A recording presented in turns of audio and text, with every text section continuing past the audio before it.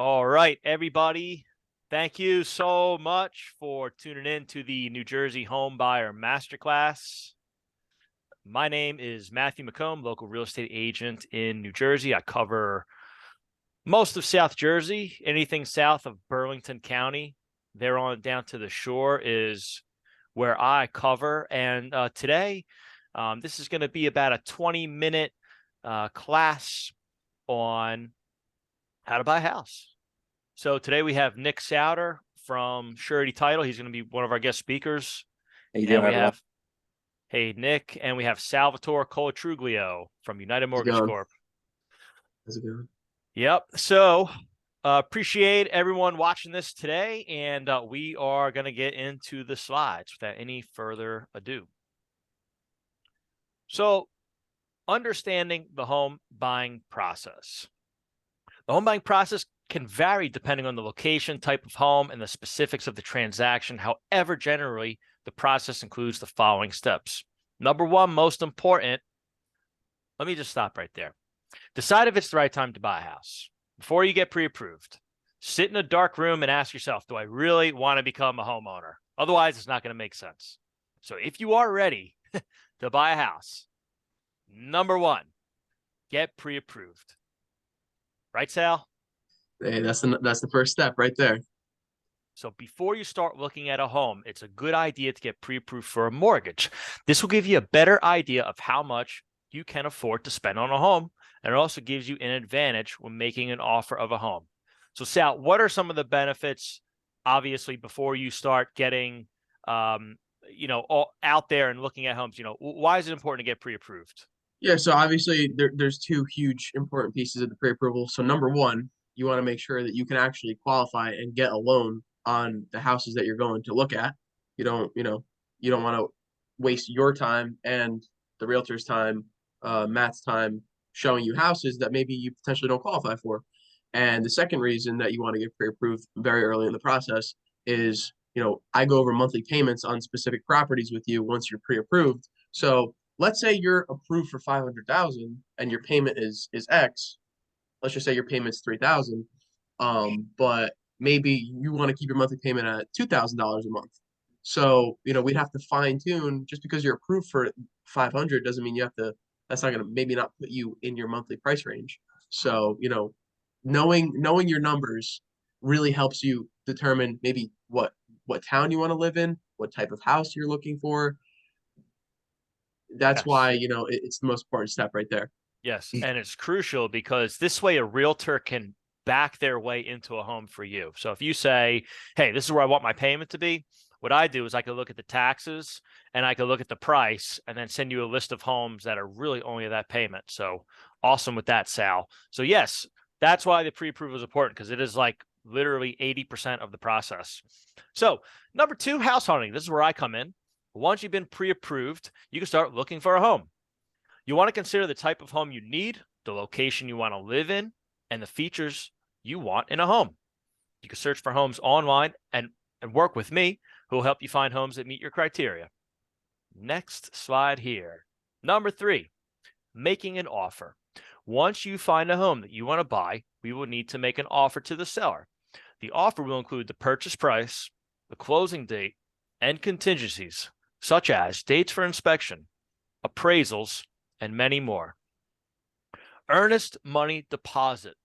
An earnest money deposit is a way for a buyer to show the seller that they are serious about purchasing a property. It is held in an escrow account until the sale is complete, and it is usually applied towards the purchase price of the home at closing. So, Nick, typically you would be someone who would hold escrow, right? Absolutely. So why don't you kind of tell us a little bit about what an escrow account is, what earnest money deposit is, and why it's held at a title company? Yeah, so basically we have the large escrow account, and we take the earnest money deposit, which is basically the down payment of the property that we would be holding, and the rest would be collected at the time of closing. So basically, there's an escrow account that holds all of the funds, basically as the transaction takes place. Right. Now, Nick, when money goes into an escrow account, who does it belong to? It belongs to the client. We just hold it. Right. It belongs to the buyer and the seller, right? Yes. That is the glue that keeps the contract together. Correct. So, escrow disputes are for another time. Negotiations and closing. Once the seller receives your offer, negotiations may take place. This can include discussing the purchase price, closing date, contingencies, and any repairs that need to be made before closing. Once both parties agree on terms, a purchase agreement is signed, and the closing process begins. So, number 6, once you put a property under contract, as part of the closing process, you get your home inspected. So before closing, it's important to have a professional inspector check the home for any potential problems. You'll have the opportunity to renegotiate the purchase price or back out of the deal based on the results of an inspection. So I just want to take a moment and talk about that, because a lot of people think that on their initial offer, that's it. You get your inspection, whatever you find, there's no negotiation. Well, really, that's where the real negotiation kicks in, because there's so many different moving parts and pieces that determine what really the home will sell for through discovery or inspections. So we don't have a home inspector here today, but we're not going to go. We're not going to go into any more detail about home inspection until you, the buyer, gets one under contract. So, number 7, closing. Closing is the final step in the home buying process. It is when the title of the property is transferred from the seller to the buyer, and all closing costs and fees are paid. The closing process can vary depending on the location and type of transaction, but generally it involves signing legal documents, paying closing costs, and transferring the ownership of the property. So at a closing, you're going to have your mortgage broker, like Sal, close at one of Nick's offices. So, Nick, where are some of your offices with surety title, and what is title? Yeah, Real quick. So I'll just start with what is title. Title is basically, we go back in the searching office and in the courthouse, and we'll take the chain of title back 60 years. We go back and we look for any liens, judgments, or encumbrances on the property that could essentially hurt the potential buyer of the property. So it's the only insurance that you pay one time ever. So that's something I like to tell everyone. They're always shopping around. And title fees are generally regulated, so there is some wiggle room, but it's always a shoppable fee. Yeah, so that's basically takes care of what title is. As far as how many offices we have, I believe we're going on 38 offices now, from bottom of the state all the way to the top. So if you're in Cape May, we have an office for you. If you're up in Ramsey, we have an office for you. Jersey City, and all down the coast. So we are one of the state's largest title agencies in that regards. Great. Awesome. Thank you for that. Mm. So once your title is clear, you close on the property, you move in. That's it. It's yours. So that's the fun part. Absolutely.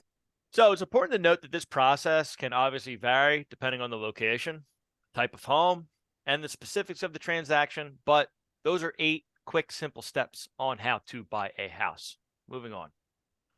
In order to buy a house, you need either the cash on hand for it, or you can use a loan.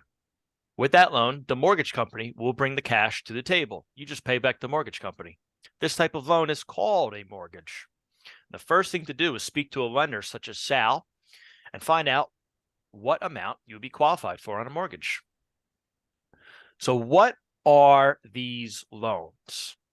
Typically, what we see is an FHA loan, a VA loan for veterans, a USDA loan is specifically for rural development areas, conventional loans, which are typically at least more than 5% down, and jumbo loans, which are over $500,000 loans. So FHA, VA, USDA, conventional, and jumbo loans are all types of mortgages. They have some key differences. I know I just explained that, but we'll go over it again. FHA loans are government-insured loans, are designed for first-time home buyers or those with limited credit history.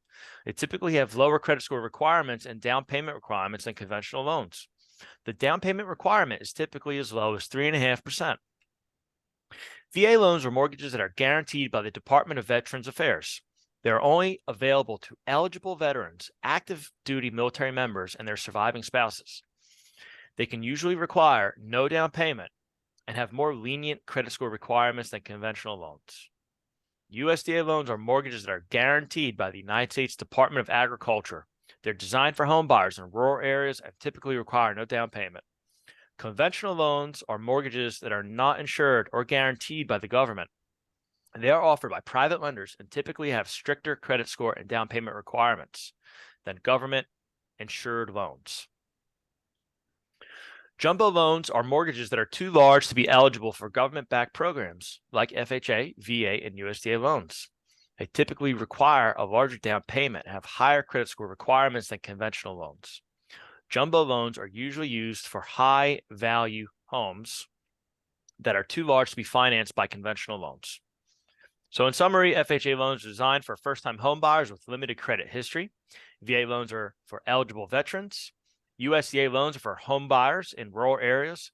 Conventional loans are not government insured, and jumbo loans are for high-value homes that are too large for government-backed programs.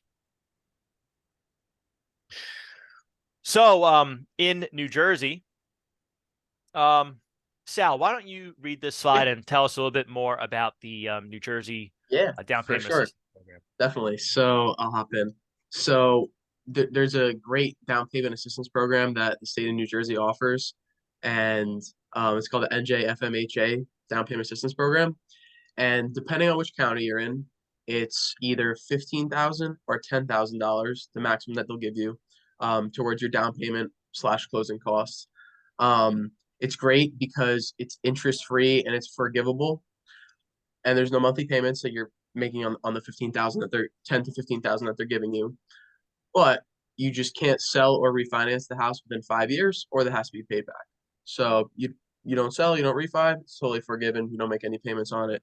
It's honestly a great program. I've been doing a bunch of these, and it's a pretty stress-free process. It's about the same as applying for a regular mortgage, and it's great because as long as you qualify for a loan and you just need a little bit of help with the assets to get into the house, it's a great program to enable home ownership to more people that just may be challenged by their savings account.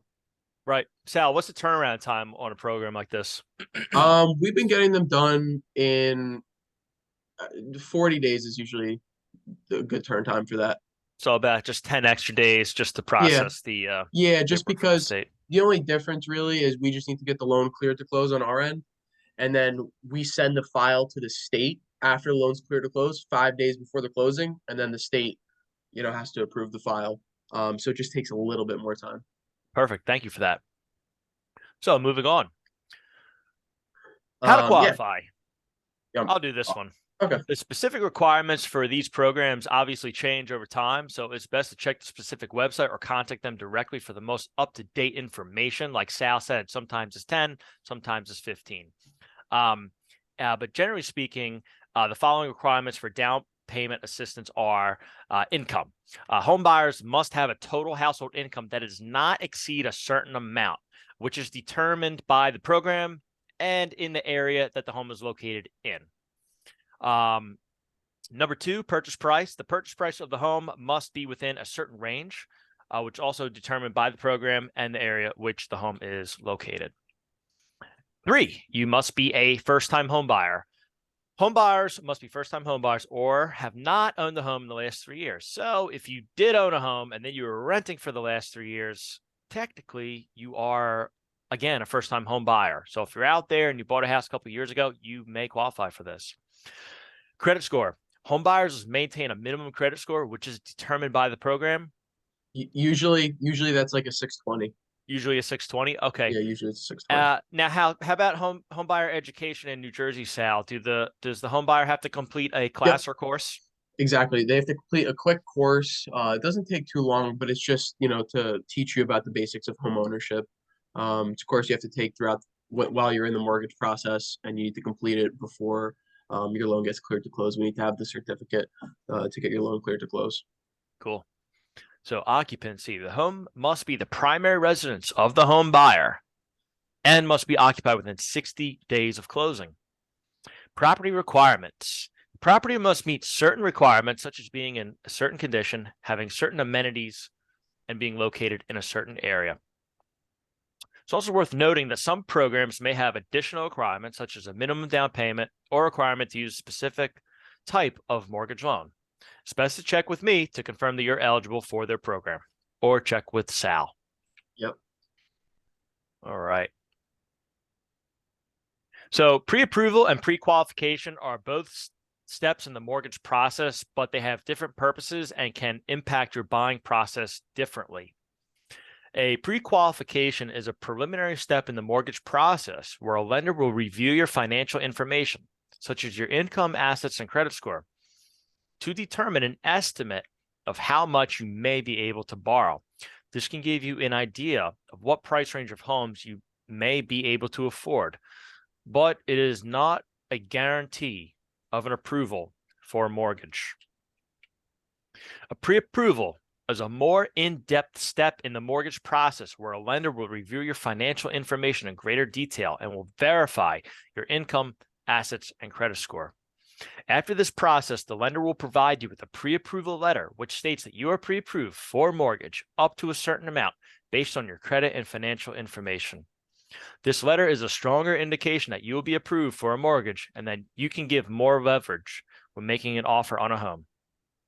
In summary, pre-qualification is an estimate of how much you may be able to borrow, while a pre-approval is a more detailed and stronger indication that you will be pre-approved for a mortgage up to a certain amount and can give you more leverage when making an offer on a home.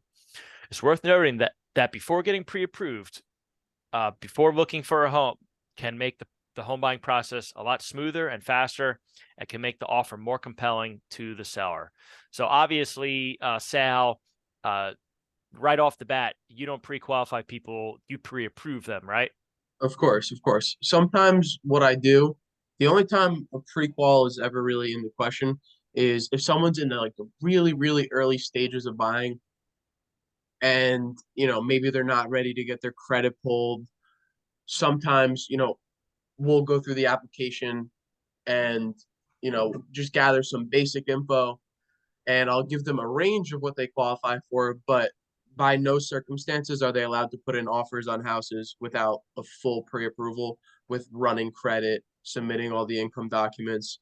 If they just want a general idea, the pre-qual is okay, but if you're putting in an offer, it has to be done the right way, credit pull, review income documents, review assets and bank statements, the whole thing, just because when I give you that pre-approval letter, that's putting my name on your financials that I looked at everything and from what I see, there's going to be no problems with you getting the loan.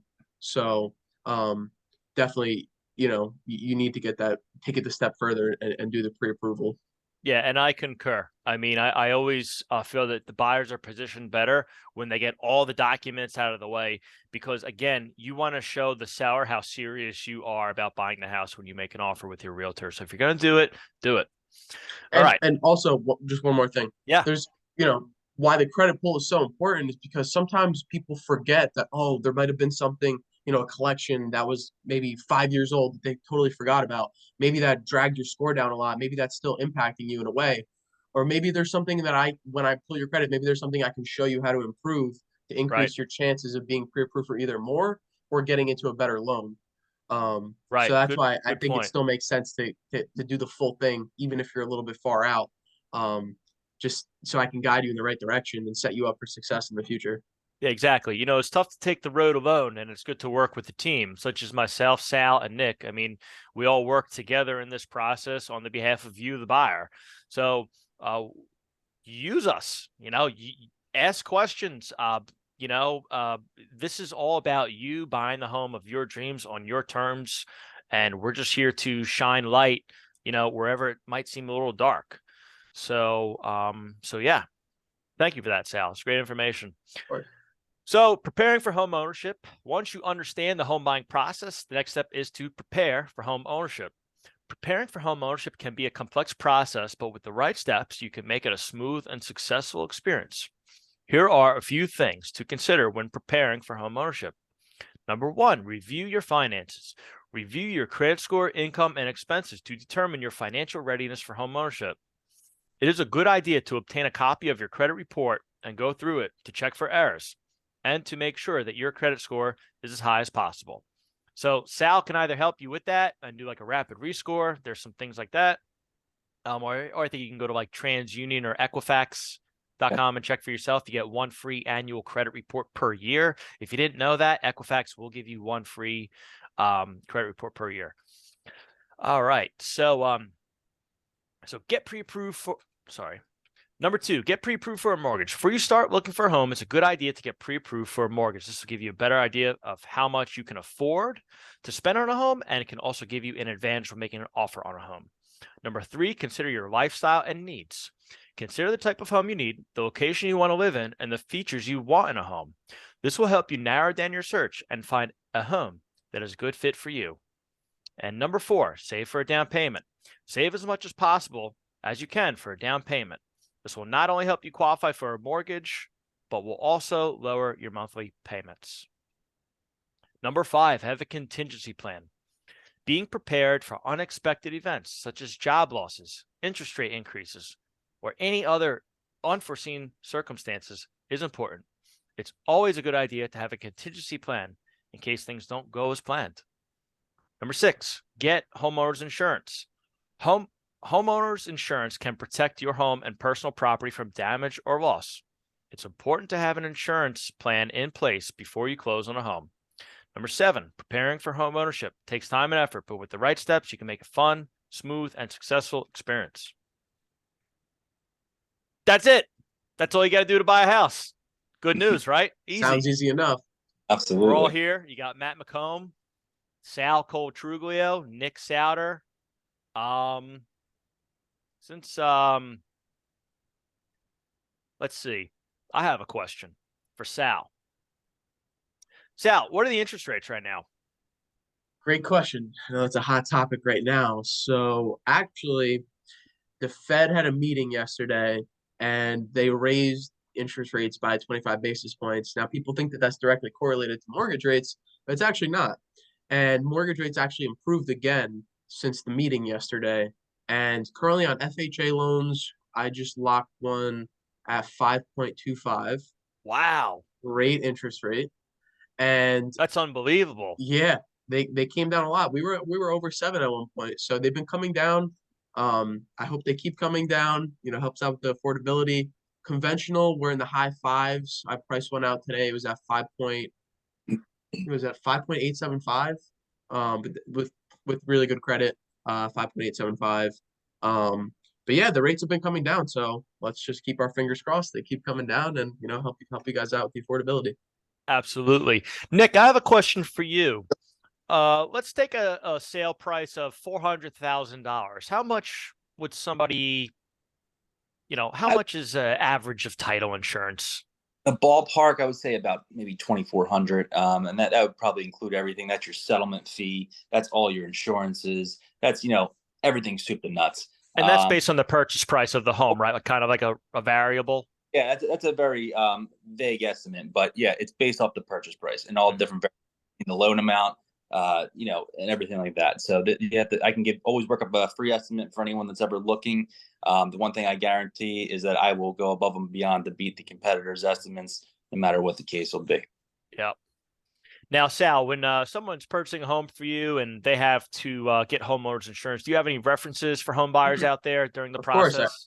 Of course, I have a bunch. I have a lot of great people in my network that I work with, and they'll not only make sure that you're getting a good deal on your homeowners insurance, but they'll explain the process to you, and they'll explain why you want certain coverages. And remember, it's not homeowners insurance is not always about the price. You want to make sure that you're actually covered and have someone explain to you what the different coverages are, so that God forbid anything happens, that you're protected. Right.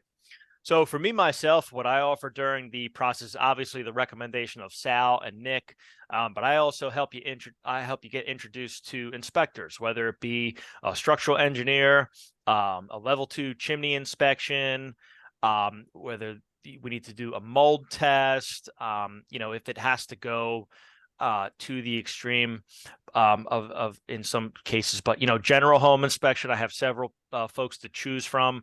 Termite inspection is, I don't know why people kind of want to pass on a termite inspection. I hear like, oh, I don't want to pay the $80. I mean, I've seen properties infested with wood destroying insects. And it's one story that I don't want to hear repeated in this industry, get the termite inspection. But I recommend that home buyers hire an actual termite company to do the inspection, and I recommend against letting a general home inspector do the wood destroying insect. It's just, you might as well just get the expert. You have one shot at this. So yeah. So once you've found the right home, the next step is to close the deal, and we'll discuss the closing process, including how to review and sign the purchase agreement, how to handle the closing costs. We'll also cover the importance of title insurance and how to ensure a smooth closing. We'll also talk about how to review and negotiate the purchase agreement and how to prepare for the closing day. So without further ado, I want to thank everybody for taking 20 or so odd minutes out of your day to watch the replay of this. And yeah, if you need to reach me, there's my phone number right there. And Nick at 856-655-6937 if you have any title questions. And Salvatore at 973-306-9072. Any last words, Sal or Nick, before we wrap this up today? No last words. Just, I know that this can be a difficult process, or you think it might be a difficult process, but we're here to guide you and, answer all of the questions. If, there's anything that we didn't cover today or you want further clarification, all three of us are available to, help put your worries at ease. Yeah, absolutely. Thank you, everyone. If anyone needs anything at all, my number is 856-655-6937, and you can reach me anytime, any type of questions whatsoever. Be happy to help you. Thanks, Nick. Home buyers out there, listen, the hardest step truly is taking the first step. But once you take that first step and you reach out to one of us, either me, Sal, or Nick, and you truly see how easy the process is, you've gotten the hardest part out of the way. You reached out to us. So we're here to help you. We're here to make it easy. We're here to make it fun.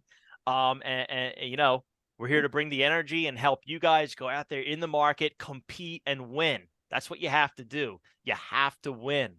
So, and trust me, I know it hurts when you lose on an offer. So that's what we don't want to do. So, again, I appreciate everybody. And we're going to keep doing these seminars. So tune in for the next one.